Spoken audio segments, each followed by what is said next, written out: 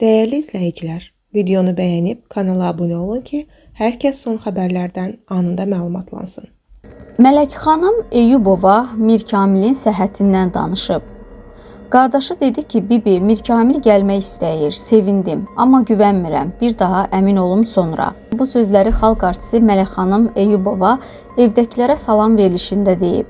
Müğənni qardaşı oğlu ifaçı Mir Kamil Kamilovdan danışıb.